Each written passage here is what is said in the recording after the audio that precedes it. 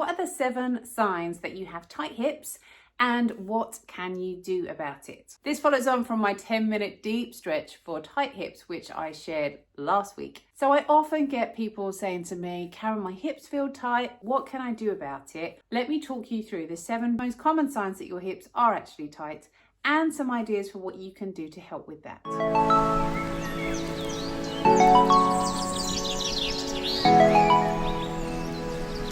So the first one is your range of motion. Now this is probably the most obvious one.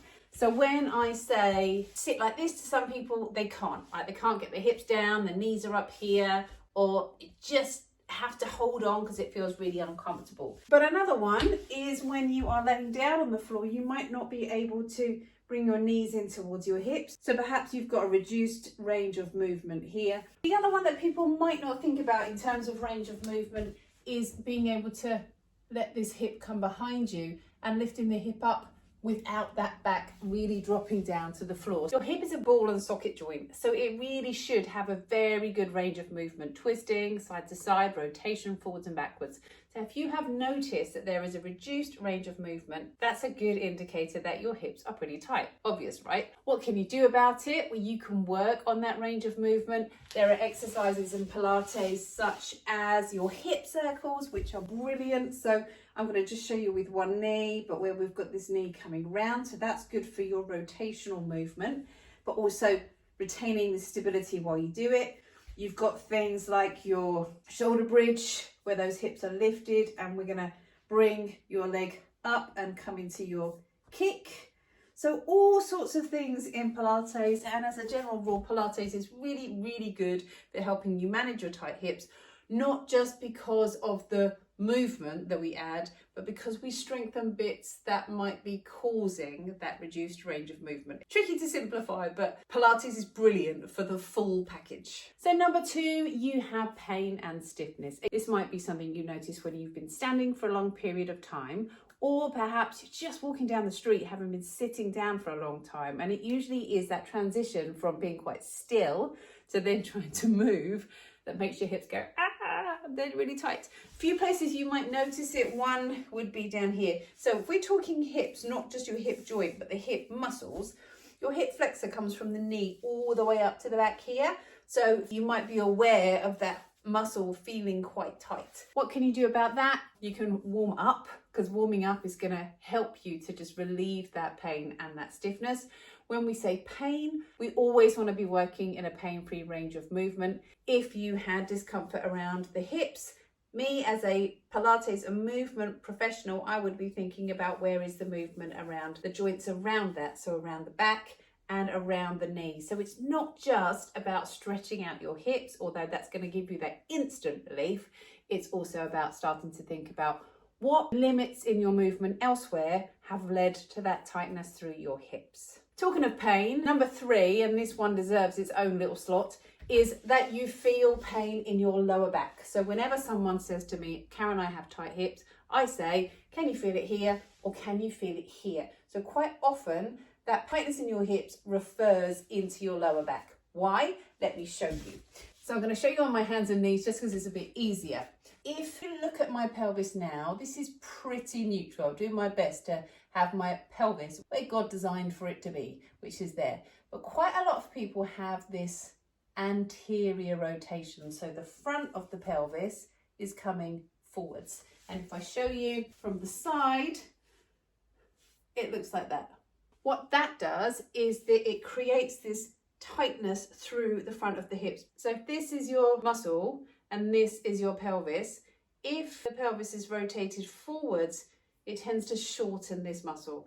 Yeah, and that can create that constant sense that that muscle is tight because it's pulling your back constantly. The other muscles have to work really hard to keep your pelvis stable because it's pulling forwards. Also, if that pelvis is being pulled forwards all the time, those tummy muscles aren't being able to do their job. So this is where, again, Pilates is brilliant to help with that, because even when you're walking around doing your regular activities, you'll have a greater awareness of where your pelvis is supposed to sit.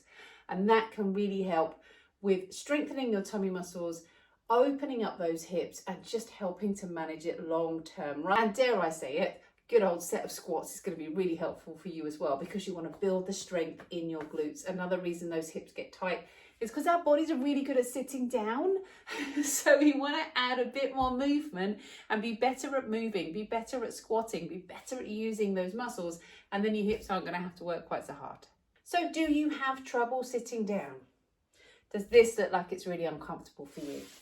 Would this be really uncomfortable for you? They're really strong indicators that you have tight hips. The other thing you might find is sitting like this feels absolutely impossible for you. Quite often people think this is because their hips are tight. Yes, they are, but also because of that, they're kind of weak here. So a really good exercise to do is come to this sitting position. I'm going to show you two ways. One here, if you can sit like this, bring your hands down by your sides and lift up through your chest. And I want you to feel the fronts of your sitting bones underneath you. Can you feel that? And then hold that position and let go. Now you're going to say to me, Karen, I can feel my hips working. Yes, they are, but a tight hip doesn't mean a strong hip. Quite often it's tight and weak. So this is going to help, but also can you feel how your core has to work to hold you here? So that's a really good exercise.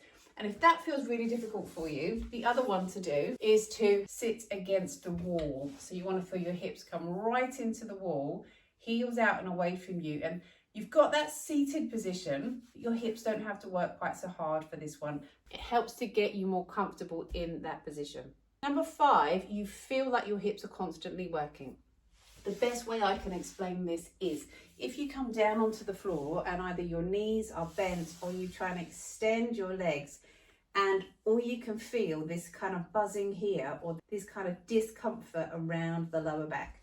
So if I come to this position, I can feel, if my hips are tight, that they're still working. The reason is, and this is the reason also why when you start Pilates, even lying like this or being like this, all you'll feel is your hips. And that is because that pelvis has rotated slightly. And that's because if your hips are tight because of that rotation through your pelvis that I explained earlier, those muscles around your hips are having to work really hard just to hold you here. So then when you add your knee lift to it, your abs don't really get a chance to get involved because your hips are working so hard. One thing you could do, and I recommend to my clients, is pop a cushion underneath your hips just in the first few months of doing Pilates, and then you'll find you build that strength through the tummy, the balance will improve, and you'll find that you won't need it anymore. But make sure you can feel it in the right places and you don't exacerbate that hip tightness by that cushion underneath your hips. Number 6, and this comes back to that tip through the pelvis. You might notice that you feel your tummy muscles never really get strong. They always feel a bit distended, or they feel a bit poochy, or you find it really hard to engage your tummy muscles as per the last exercise. And that is a sign that because your pelvis has tipped this way, these tummy muscles are stretched constantly. So it is much harder to engage them. So one thing that you can feel, and that's again coming back to this Pilates exercise I just showed you, is you want to feel, okay, are my hips connected to my ribs? Because if my pelvis is rotated away, can you see that? I've got that arch there. It's much harder to engage my tummy muscles. I can still work them, they're still working, but it's harder. If I let my ribs come down to the floor and feel my hips connect with my ribs and maybe have that cushion under my bottom, suddenly I can feel those tummy muscles again. So if you're sitting in your Pilates class thinking, I can't feel my abs, it's possible your pelvis isn't quite in the right position. And if your hips are tight, it's pulling your pelvis out. And that is why you feel that it's difficult to engage your tummy muscles. And number 7 is that you're just very aware of your posture, not being quite right. Perhaps you're always told you've got a really strong arch in your back. Maybe someone's told you you're lordotic when you have that strong arch in your lower back. Someone may have told you you've got one hip higher than the other. Newsflash, most of us do. But if you've become aware of it to the point that you're feeling that you're stiff around the hips, or perhaps you just feel your posture is slouching, then that's a really good indicator that you have those tight hips. But I would say in all of this, there's so much that you can do to help. Don't feel having tight hips is a diagnosis and you're going to walk around and say in your next Pilates class, oh, I can't do this because I've got tight hips. Yes, you can. It's just something that you need to work around. It's something that you need to train for, because if you're someone that tends to have that tightness through the hips, whether that's posturally or whether that's because you're stressed and you carry that stress in your hips. There's so much that you can do to help it. It's not a life sentence, it's something that you need to work on, and Pilates is absolutely brilliant for that. It is your go-to for tight hips, along with a set of squats in the gym. I hope you found that helpful. There is a 10-minute deep stretch for tight hips, which I mentioned earlier. I'm going to leave that as a link at the end of this video. If you found this helpful, please let me know and share it with someone else who you think might find it helpful. And do subscribe to my channel for more of the same. I look forward to seeing you next time.